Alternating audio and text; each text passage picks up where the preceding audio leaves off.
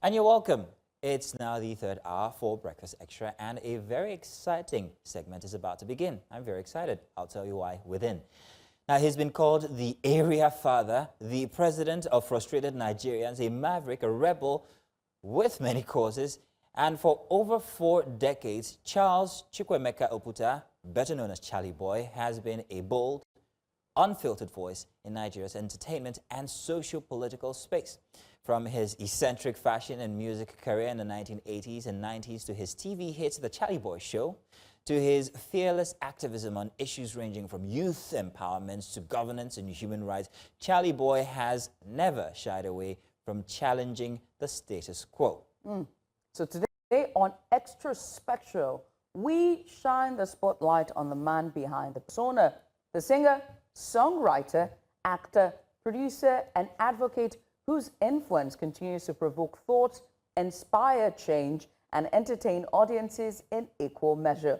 And who better to tell the story than the man himself? Ladies and gentlemen, boys and girls, please help us welcome the man himself, Mr. Charly Boy. He joins us live today as we get started. Mr. Charly Boy, good morning to you. Father, area father, there we go. Good morning and welcome to the program. Sir, welcome. Let's continue with our Xtra Special. Today, our guest is none other than the icon, the legend, Charly Boy. He joins us live today. Earlier, we were talking about the different hats that he's had to wear in his 4 decades of career, whether on the silver screen or the big screen, whether in music or in activism. Now, earlier on, Mazina was asking you about how you've used your motorbike as a tool for, changing the status quo. Let's talk about that. Yourself and your... Let's talk about the culture you used as a tool for advocacy. How did that start off, sir? Started off was, I'm a biker in the first place, and I was doing quite a lot of endorsement for bike brands, in the past. And I'll have a standing order to say to whoever wanted me to endorse their product that you have to give me at least 150 bikes before we start talking about, my fee, my engagement in the process. And as a biker, I started noticing that a whole lot of these Okada people, were just following me up and down. So I started to organize for that community. I would do a lot of rifle draws and outreach. I think till date, I must have given over almost 3,000 Okadas to different people. So, yeah, I guess that's how the whole thing became like, it was a cult followership, sort of. And that's how the Okada people got into Charly Boy's affair, and they were a willing community who, because of what I did for them, who built that, we built that rapport together. So that's how they got involved with everything. They helped me in terms of creating other awareness, like the copyright awareness thing, and the respect you now see for the Nigerian artists. They were part of the team that did all of that. That's how it all started, in Bagada. In Bagada. That seems to be in the news a lot these days, but we might come to that.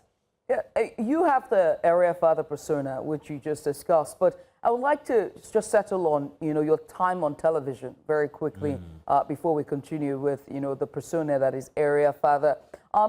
You had Charly Boy Show, which was then regarded as a variety show, and one of my favorites in the show was the segments, which was the prank segments, where you have, somebody with hidden cameras on the street pranking average Lagosians. And that is somewhat metamorphosed into what we're seeing today in social media. We're seeing, the skit makers, play pranks and everything else. I wonder how it's like for you just sitting in that chair and watching what you did in the 90s now sort of influence this new generation of, content creators? Yeah, that's what I always say about the bane of the the bane of the pioneers. Nobody is really interested in how things got started, where they originated from, because everybody is so interested in what's trending, what's in the now. But yeah, we started making skits long ago before.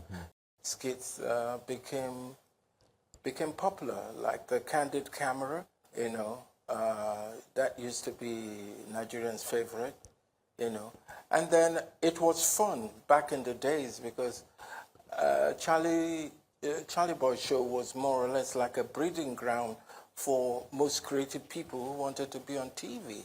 And a lot of people were given that opportunity to, show to the nation what they got, And it was one of my very favorite time, in the media. This journey. It's a very interesting journey. It's so multifaceted. You also did movie. There was Backstab. There was Zoom Zoom. But particularly Backstab had a very interesting format because Backstab sort of started backwards and then you went on to tell the story eventually. So that's just the end was the beginning. The end was the beginning. It's one of the ways you've influenced culture currently. We've talked about social media, but then there's also the fact that when it comes to the Charly Boy show, it was the pioneer satire show. And Father, what you don't know is that here every single morning we actually take leave from that. Every weekend morning we start the show with a satire piece that goes for about 10 minutes. And personally, I take that from the fact that I was a very religious viewer of the Charly Boy show. When it comes to satire as a tool for change in society or governance or policies, how do you see maybe its use or lack of it in Nigerian media landscape currently? Well, right now, a lot of people are doing things towards that direction. There's some brilliant skits, which have been coming out. There's a particular guy I've been following. I think it's called Governor Munike or whatever, But yes, I'm loving the creativity that I'm seeing right now, and yeah, for some, they want to whatever truth they need to, say to the government. They want to lace it up with a little comedy so we could laugh at ourselves and laugh at our stupidity sometimes, Right. So, yeah, I'm glad with what I see right now. That's beautiful. I wonder if you're also, glad about how, the times have also changed. And I want to talk about that from your personal style and also your persona that you have embodied over the years. At first, it was shunned upon, right? You were the son of a man who is, in his own right, one of the biggest icons, especially in our, judicial and legal landscape. And you came off as an outlier, so to speak, and with your leather jacket and your piercings and your tattoo and larger than life. But also behind that was a stroke of genius in the type of creativity that you have done. But that persona in the 90s and late 80s was not accepted. In fact, it was frowned upon and you were labeled the black sheep. Years after, these are the type of persona that celebrated. We can see the likes of Rema and the rest who have taken on this rock star, bad boy persona. What do you say to that? Just looking at how the times have changed and you were somewhat of a pioneer of that as well. And yet these people are celebrated now. Yeah. Yeah, I remember I used to have big fights with my father, and he would say, nobody's going to understand this, so in fact they'll think that you're irresponsible. Why do you have to look like this? Why can't you wear a suit and tie? For a long time, I was living in the shadow, in the overwhelming shadow of my father, and I hated that. And I hated him, you know, for that, because I was always introduced as Charles Oputa, the son of so. And when my father did confront me with that question, you know, why are you doing this? Why you keep going around with Okada people, miscreants and stuff like that? I said, well, I want to get to where I'm going fast, and this is futuristic. And if they think that if they don't understand it yet, they'll come to understand it, you know, later, because I know what consistency means. As long as you're consistent, you stay focused, you probably eventually, you know, attain your dreams. He didn't know that. But it was a switch when my father started going around and introducing himself as Charly Boy's father. You know, of course, you know, it was a different tone. And that's just to say to young people that whatever your dream may be, as long as you remain tenacious, consistent, and follow your rainbows, you'll probably get there. And I'm glad I listened to my inner voice. I listened to myself. All right. And now I'm here, and I'm glad that I made my parents so proud before they exited. Yeah. Sir, father, I did it my way. you did do it your way and you influenced generations after. Now let's talk about that influence. That influence was so big. And in recent times, due to recent developments that have to do with name change here and there, you were on plenty of media. And you noted something very interesting where you referred and compared Lagos to New York, which is a no man's land. So I'm wondering exactly why this comparison. What are you trying to say? Are you trying to erode the cultural relevance of indigenous people like the Awori in Lagos? What exactly did you mean by Lagos being a no man's land? I didn't say, I wasn't the one who said Lagos is a no man's land. But I was just given what I felt was an analysis of how I saw it all, okay? Because after all, we're indigenes of this space before people started to gather, because it was the capital. They had a seaport, and there was a lot of business going on here. And people from all over the country gathered here, you know? So if I say it like New York, which is more or less, or you can say America, which is more or less like a melting pot of different people from different places who had gathered in America.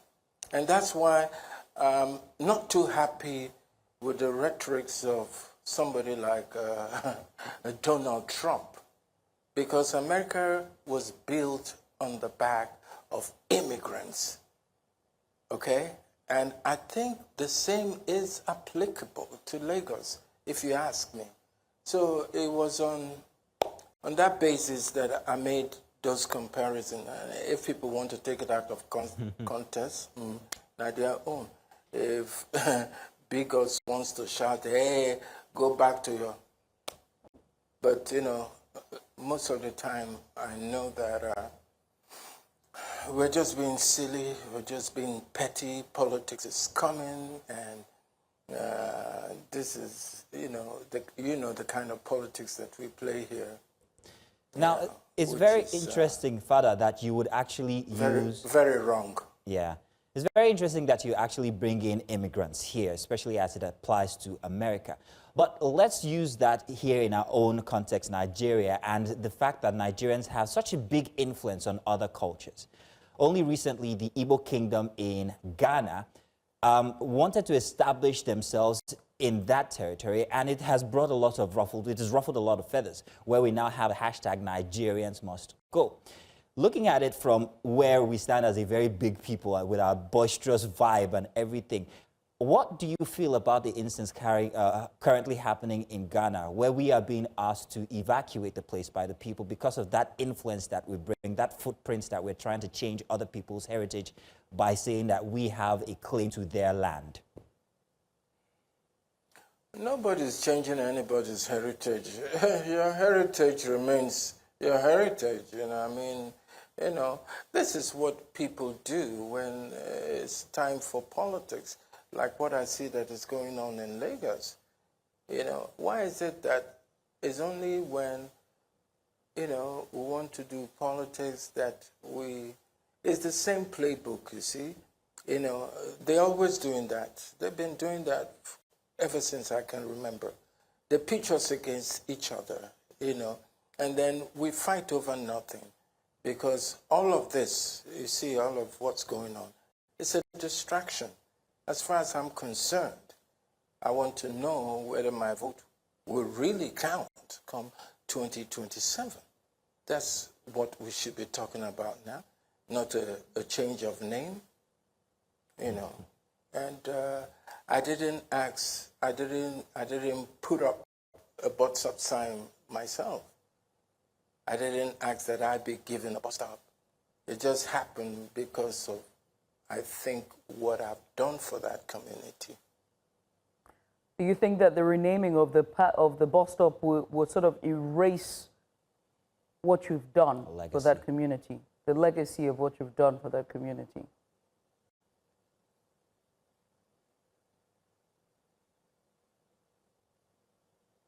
I'm hoping you heard her, sir. Let me echo what she said. She just asked if you think that the erasure of your name from that bus stop will affect the legacy that you left behind many years ago. Oh, to the freaking no. Why do you say so? Because there are younger generations coming up. You can be wiping things and putting new names, but how do you wipe it away from the impact and the impressions it's made on people's heart, people's mind, people's head? Yeah. Today, Shebi, they say, what's it called now? PHC or the electricity company. But what we know is NEPA. When you talk about seasoning, you know, as a chef, what we know is Maggi. You understand? So that's going to be around for a long, long time to come. You know, right? People will gravitate towards things that are more organic in nature than what is like pressuring everybody. I'm hearing my echo. Apologies. The new age of live television is very overstimulating. People don't know this. Apologies, Sorry about that. Forgive us. But as we wind down, right, I have two things to say. Number one, you look fabulous. What are the secrets behind you looking the same way that you did 20 years ago? What's going on? Share the secrets. And then lastly, you talked about your father. What was it like towards the end of his life and you know, the relationship between the both of you? Let me start with my father towards the end of his life. It was like he wanted to ride more of my bike. You know, I would carry him though. And then the first time he got on the back, when he said a little faster, and I was like, am I hearing correctly? This old man is telling me a little faster on my bike. He was so overjoyed, overwhelmed. It's like, oh, finally, you knew what you've been doing all along, you know, because I have my Zazavu, and he didn't quite understand that. And the reason for my youthfulness is simple. I don't permit stress in my life, you know. I've fought so many battles in the past, so, you know, nothing is like new for me. I've been there, I've done that, but the thing I admire most is my interaction and relationship with the Nigerian youths. That has kept me nimble, humble, And I've learned quite a lot from the exceptional people. You know, I always say that the salvation of this country lies in the hands of its exceptional youths. And I've met very exceptional Nigerians, you know, in this journey of mine. Plus, because I've been there, I've done that, I don't stress like I used to. I take it more easy. I sleep a whole lot. And I still have very, very, you know, friends who are like my children, you know. And I take the Nigerian situation with a pinch of salt. I don't let the toxicness of the environment affect me that much. And you know, I'm an exercise freak. I'm a health freak. You know, so you know that keeps me agile. It's a very interesting way that you put it, sir, especially when you noted that you are in touch with the current generation who are making changes, who form the larger part of Nigeria when it comes to population. These are the people who will make votes come 2027. Since you're still an influential figure, I'm wondering what your takes are on behalf of the youth, as we look on to another election year where we have oppositions that are coming out the woodwork and an opposition that seems to be breaking apart with a very strong party in power. What are your advice to the youth now as it regards the election year coming? Everybody should be mindful and keep talking about how our votes will count in 2027, because we can't afford to have a repeat of 2023. I've always said that he who is down needs fear no fall. We think will make us fear again. Hunger won't buy everybody. We all shop at the same market. Okay, things are hard across board. It's not easy for the Yoruba or the Fulani, the Hausa, than it's easier for an Igbo man. So you see, we are all in this spot. And like I keep saying too, the day the Nigerian, those exceptional people that I talk about, the day they decide to wake up, which is coming soon, I think I'll be leading that protest. Maybe that will be my last protest. But all that I pray for is the fact that may I see this change, this galvanization towards a new Nigeria, may I see it in my lifetime. Mr. Charly Boy, I want to say thank you so much for just being and gracing us with your presence. And just honoring this invitation. It's been sublime, and it's a dream come true, at least for me, I will say, to have you on television. I, on the other hand, wanted to say something very special to you. As someone who watched you growing up and find myself here actually practicing what I learned from you, I want to say thank you on different levels. I also wanted to say thank you for the phone call we had on Thursday, which I put out to you to invite you on the show because it was a very unique phone call. You spoke to me like a person. There were no airs. It didn't seem like you are a superstar, which you are. You were talking to another person. Your calm demeanor was absolutely reassuring. You talked to me like a brother, not even a grandson. And because of that, sir, I want to say thank you very much. That was an experience for me. If I could frame it and put it on a wall, I would have done that since yesterday. Thank you very much, Mr. Charles Oputa. Thank you so much, sir. We appreciate it. Thank you for having me. It's an experience. Your mouth too sweet. Shame me. Well, we be the same now. Yeah, you.